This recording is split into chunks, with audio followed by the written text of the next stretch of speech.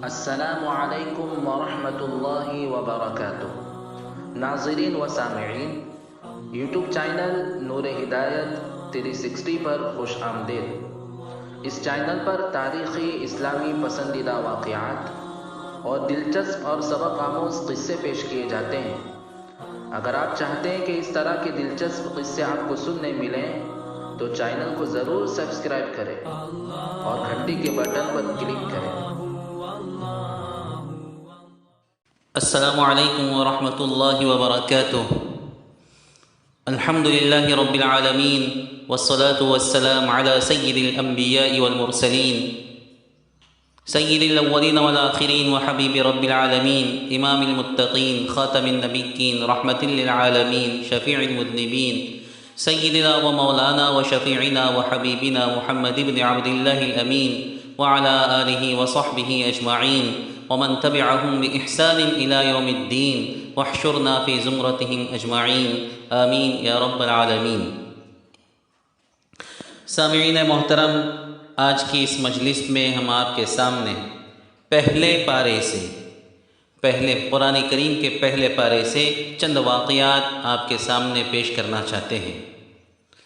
چنانچہ اس سلسلے کا سب سے پہلا واقعہ تو وہ ہے جو اللہ تبارک و تعالیٰ نے سورہ بقرہ کے 4 رکوع میں ارشاد فرمایا ہے، یعنی تخلیق آدم والا واقعہ، حضرت آدم علیہ السلام کی تخلیق کے وقت جو واقعہ پیش آیا، اور اس کو اللہ تبارک و تعالیٰ نے قرآن کریم میں یہاں اس جگہ پر ارشاد فرمایا ہے، بیان فرمایا ہے۔ چنانچہ اللہ تعالیٰ فرماتے ہیں وَإِذْ قَالَ رَبُّكَ لِلْمَلَائِكَةِ وَإِذْ قَالَ رَبُّكَ لِلْمَلَائِكَةِ، اور وہ وقت بھی قابل ذکر ہے جب اللہ تعالیٰ نے، تیرے رب نے فرشتوں سے ارشاد فرمایا انی جاعل فی الارض خلیفہ، کہ میں زمین میں اپنا نائب بنانے والا ہوں، یعنی زمین میں ایک ایسی مخلوق کو پیدا کرنا چاہتا ہوں جس کے سپرد میں اپنی نیابت اور احکام شریعت کو نافذ کرنے کا کام ان کے سپرد کرنے والا ہوں۔ یعنی اس سے مراد حضرت آدم علیہ السلام کی تخلیق تھی، اور حضرت آدم کے واسطے سے نسل انسانی کا جو یہ سلسلہ چلنے والا تھا وہ اس سے مراد تھا۔ چنانچہ اللہ تبارک و تعالیٰ نے فرشتوں کے سامنے اس ارادے کا تذکرہ فرمایا اور فرشتوں کی رائے چاہی۔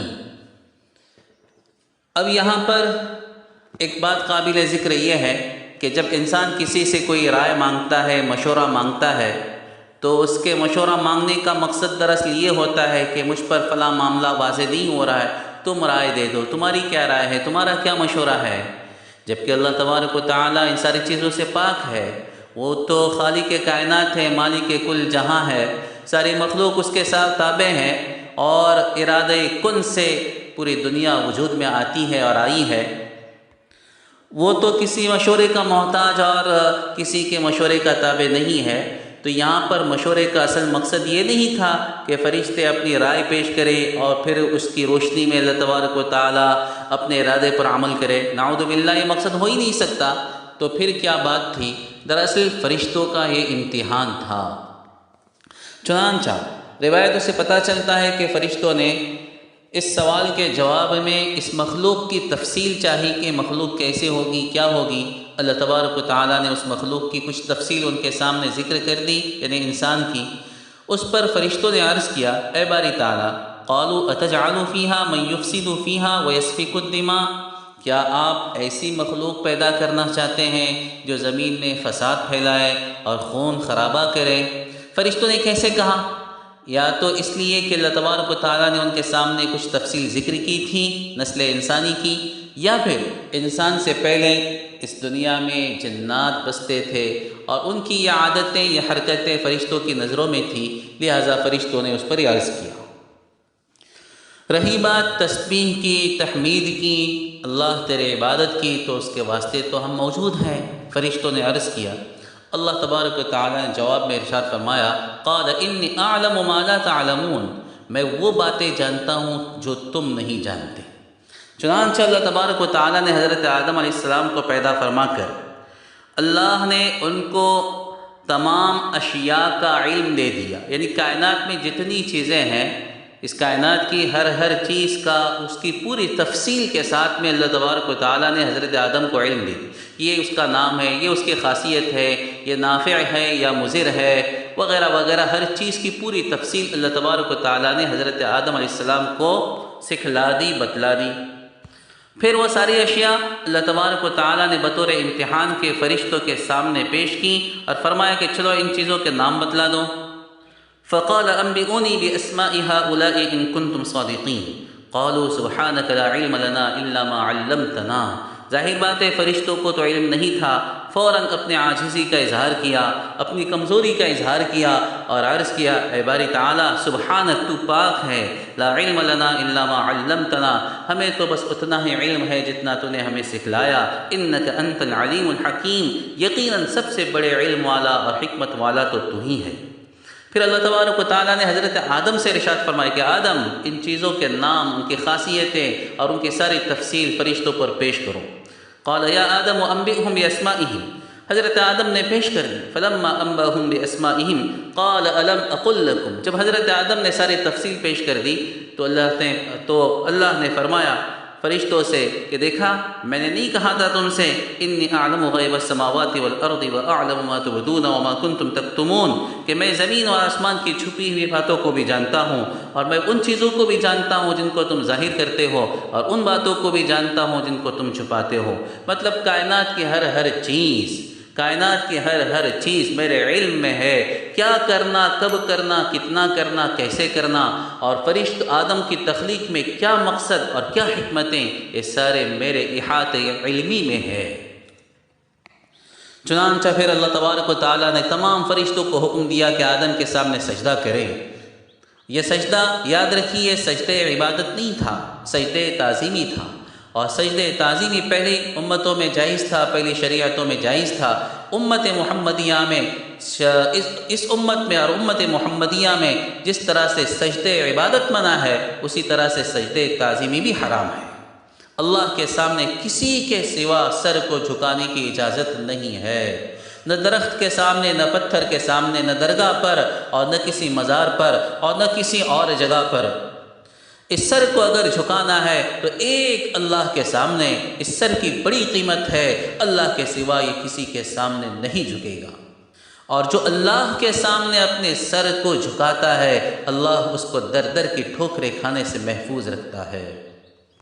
بہرحال اللہ تبارک و تعالیٰ کے حکم پر سارے کے سارے فرشتے حضرت آدم کے سامنے سجدے میں گر گئے، الا ابلیس، سوائے کس کے؟ ابلیس کے۔ ابلیس نے سجدے میں گرنے سے انکار کر دیا، اور پھر یہاں سے ایک نیا واقعہ جنم لیتا ہے جو آدم اور ابلیس کی، شیطان کی دشمنی سے تعبیر کیا جاتا ہے، اور جو اس وقت شروع ہوئی تھی اور آج تک بلکہ قیامت تک آنے والی، جب تک یہ نسل انسانی رہے گی اس وقت تک یہ دشمنی کا سلسلہ جاری اور ساری رہے گا۔ اس کی تفصیل انشاءاللہ کسی اور موقع پر آپ کے سامنے آئے گی۔ سورہ بقرہ کے 7ویں رکوع میں اللہ تبارک و تعالیٰ نے بنی اسرائیل کے 2 واقعات کو ذکر فرمایا ہے۔ آپ دیکھیں گے کہ قرآن کریم میں بالخصوص سورہ بقرہ میں اور پہلے پارے میں بنی اسرائیل کے کئی واقعات مذکور ہیں۔